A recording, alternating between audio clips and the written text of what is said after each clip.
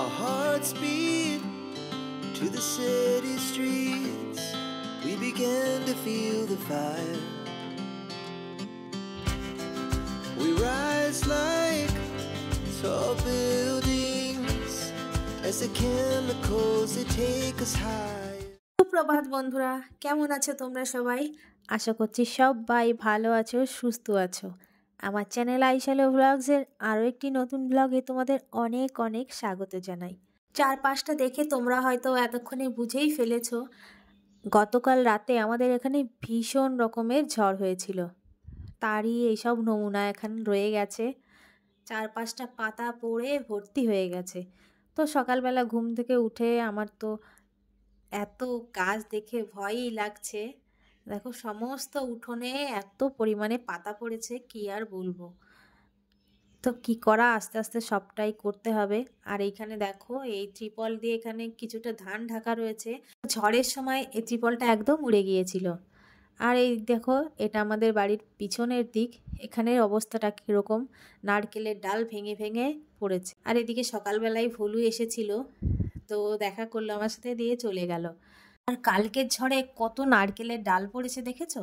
আরও আছে ওইদিকে, সেগুলো আনা হয়নি, তো এইগুলো এখানে রেখেছি। এগুলো দিয়ে ঝাঁটার কাঠি হবে। আর কাল ঝড়ের সময় আমরা তো ভাবছিলাম আমাদের গোলাঘরের চাল বুঝি উড়েই যায়, কিন্তু কাত করে বাঁশ দিয়ে রাখা ছিল জন্য কিছু আর হয়নি।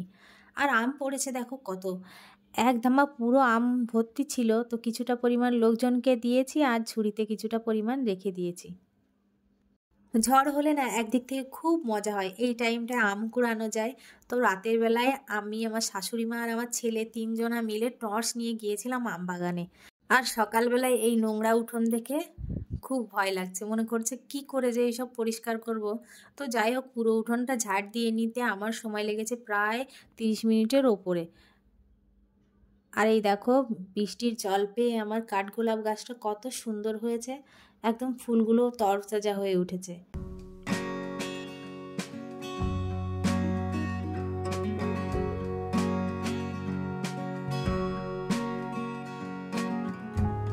আর এদিকে দেখো বন্ধুরা, নিজের কাজকর্ম তো শেষ করেছি, করে এখন উপরে আসলাম। ভাবলাম আগে বিছানা চাদরটাই পাল্টে নিই। অনেক দিন, প্রায় 1 সপ্তাহ হয়েই গেল বিছানা চাদরটা পাল্টানো হয়নি। তো আজকে আর না পাল্টালেই হচ্ছিল না। আগের দিন ঝড়ের ধুলোবালি কিছুটা ঢুকেছে, তো আজকে ভাবলাম পাল্টেই নিই। আর অনেক দিন পরে আজকে বিছানা চাদর পাল্টালাম। আসলে ওপরে তো থাকি না, সেই সকালবেলায় কাজকর্ম সেরে বেরিয়ে যাই, আবার রাতে এসে একটুখানি শোয়া। তো এইটুকু টাইমের জন্য বিছানা চাদর খুব একটা নোংরাও হয় না, তাই জন্য এতদিন বিছানা চাদরটা পাল্টাইনি। আর এতক্ষণে আমার এলোমেলো ঘরটা দেখে তোমরা তো বুঝতেই পারলে, ঘর থেকে টেবিলটা বার করে দিয়েছি। আসলে রঙের কাজ শুরু হবে, তো টেবিলটা রং মিস্ত্রিদের প্রয়োজন, তো সেই জন্য বার করে দেওয়া হয়েছে। আর টেবিলের বইপত্র আপাতত চেয়ারে রেখেছি, পরে ঠিকঠাক করে গোছাতে হবে। তো কাজ এত বেড়ে গেছে কি বলবো, একেতে ঝড়ে কাজ বাড়িয়ে দিয়ে গেছে, তারপর আবার এই যে ঘর এলোমেলো করা হয়েছে, টেবিল বার করা হয়েছে, ঘরে নতুন করে রং হবে, সেই জন্য প্রচণ্ড কাজ বেড়েছে। তো আমাদের ঘরটা, যে ঘরটা তোমরা দেখছো, সে ঘরটা পরে রং হবে। আগে পাশের ঘর দিয়ে হয়ে যাবে, তারপর এখানে শুরু হবে। আসলে থাকার জায়গারও তো একটা প্রয়োজন আছে বলো, সব ঘর একবারে এলোমেলো করলে আমরাই বা থাকবো কোথায়। তো আমাদের ঘরটা পরে হবে, আগে পাশের ঘরগুলো বারান্দা দিয়ে সব ঠিকঠাক হবে, তারপরে আমাদের ঘরটা শুরু হবে।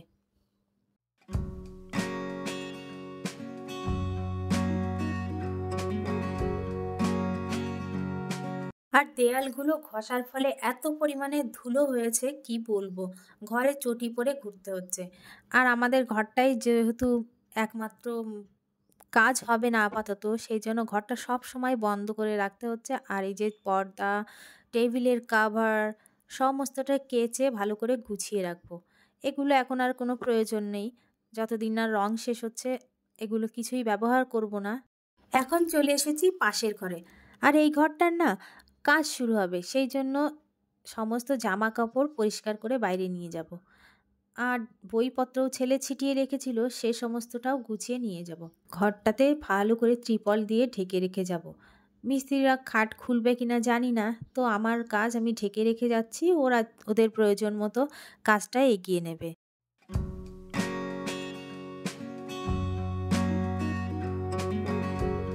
এই যে ভাঁড় দুটো দেখছো, দুটোই আমার ছেলের। আগের দিন মেলার থেকে মাটির ভাঁড় নিয়ে এসেছিলাম, তো এইখানটায় রাখা ছিল। এ ঘরে যেহেতু কাজ হবে তাই এইখানটা থেকে এটা সরিয়ে নিচ্ছি। আর জানো তো বন্ধুরা, আমার ছেলেটা না একদম আমার মতো স্বভাব পেয়েছে। ছোটোবেলায় আমারও খুব টাকা জমানোর নেশা ছিল। তখন তো 50 পয়সা, 1 টাকা, 2 টাকার কয়েন মানেই বিশাল ব্যাপার। তো সেইটাই আগে জমাতাম। বাবা একটা বাঁশের খাম কেটে দিয়েছিল, সেখানে অনেক টাকা জমাতাম। তো ছেলেটাও একদম সেই রকমই হয়েছে। আর একটু কাজকর্মর ফাঁকে ভাবছি একটু ছাতু গুলে খেয়ে নিই। তো আমি এখানে কয়েক চামচ ছাতু নেব আর নেব 2টো কলা। চিনি একদমই নেব না, সামান্য পরিমাণে রক সল্ট নেব। আসলে চিনি নুন দুটোই তো স্বাস্থ্যের পক্ষে সমান ক্ষতিকর। তো যতটা সম্ভব মানে পারি চিনি আর নুনটা অ্যাভয়েড করার চেষ্টা করি। তো সামান্য পরিমাণে রক সল্ট নিচ্ছি আর 2টো কলা দিয়ে জল দিয়ে গুলে খেয়ে নেব।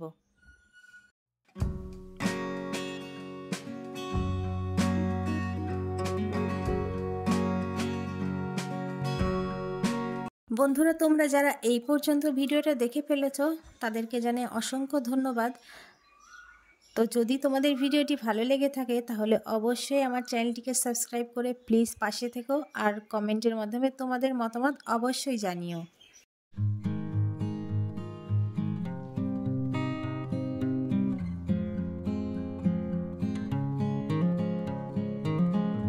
ছাতুটা খাওয়ার পরে এসেছিলাম বেসিনের ওখানে। এসে দেখি এইগুলো এমন পরিমাণে ধুলো পড়েছে কি আর বলবো। তো পরিষ্কার করে নিলাম, ভাবছিলাম পরের দিন করব। তো পরের দিন করতে করতে কাজ আরও জমা হতে থাকবে আর এখানে তো আরও ধুলোবালি উঠবে, দেয়ালগুলো ঘষা হবে। তো ভাবলাম আজই পরিষ্কার করে কোনো একটা জায়গায় রেখে দেবো। আর এগুলো আপাতত আর বেসিনের ওখানে রাখা যাবে না, ভাবছি নিচে নিয়ে যাব। তো উপরের কাজ শেষ করে বন্ধুরা এসেছি নিচে। আর এই যে পর্দা, তারপরে বিছানার চাদর, আরও টুকিটাকি যে জামা কাপড় ছিল সমস্তটা কেচে দিয়েছি। আর পর্দা এখন যেহেতু লাগবে না, তো একদম ভাঁজ করে তুলে রেখে দেব। আর আজ দেখেছো বন্ধুরা কেমন ঝলমলে রোদ বেরিয়েছে। কে বলবে যে গতকাল ঝড় বৃষ্টি হয়েছে, মেঘলা ওয়েদার ছিল। 1 ঘন্টা রাখলেই মনে হচ্ছে সমস্ত পর্দা, বিছানার চাদর সব শুকিয়ে যাবে। তো আমি রান্না করে এসেই এইগুলো তুলে নেব। এখনকার দিনে বেশিক্ষণ রোদে জামা কাপড় রাখলে একদম জামা কাপড়ের কালার ডিসকালার হয়ে যায়। তো এসেই আমি তুলে নেব। ওদিককার কাজকর্ম সমস্তটা শেষ হয়ে গেছে। শুরু করেছিলাম সেই 5টা থেকে, এখন বেজে গেছে 10টা। আর এখন রান্নাঘরে চলে এসেছি। আর সকালবেলায় আমি তো ছাতু খেয়েছি, আমার ছেলেকেও তাই খাইয়েছিলাম।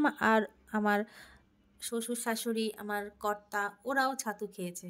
তো এখন একটু নিরিবিলি রান্নাটা করব। আর আজকে দেখো গোছাতে গোছাতে কত রকম পদ হয়ে গেছে। রান্না হবে মোচা ঘন্ট, সজনে ডাঁটার চচ্চড়ি, আবার পাট শাক, আরও মাছ। তো এত কিছু হতো না। পাট শাকটা ভাবছিলাম অন্য দিনই তুলবো। তো আমি যে পাটের শাক বুনেছিলাম, হনুমানগুলো এসে সমস্ত মাথা মুড়ে খেয়ে যাচ্ছিল। তো ভাবলাম তুলে খেয়েই নি, রোজ রোজ হনুমান তাড়ানোর ঝামেলা কে করবে।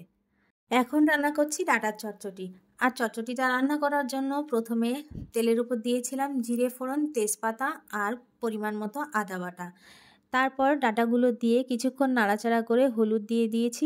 এখন ঝোলের উপর পরিমাণ মতো নুন দিয়ে দিচ্ছি।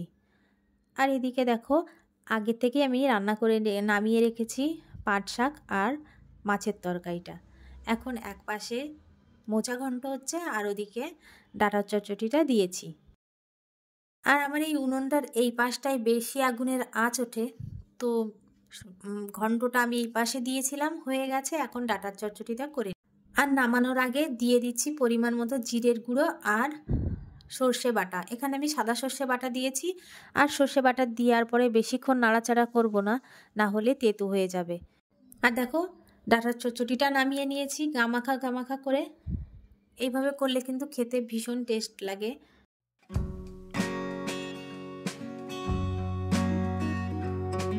আগের দিন যে দইটা পেতেছিলাম দেখো সুন্দরভাবে জমাট বেঁধে গেছে। তো আজকে দুপুরবেলা দইটা খাওয়া হবে, ওই জন্য বের করেছি। আর নিচের ঘরে দই বসিয়েছিলাম, 2-1টা পিঁপড়ে পড়েছে, তো পিঁপড়েগুলো তুলে দেব।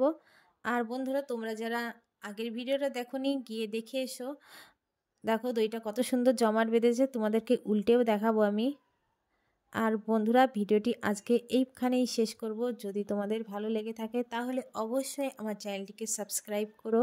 দেখা হবে আরও একটি নতুন ভ্লগে। ততক্ষণের জন্য সবাই সুস্থ থেকো। টাটা।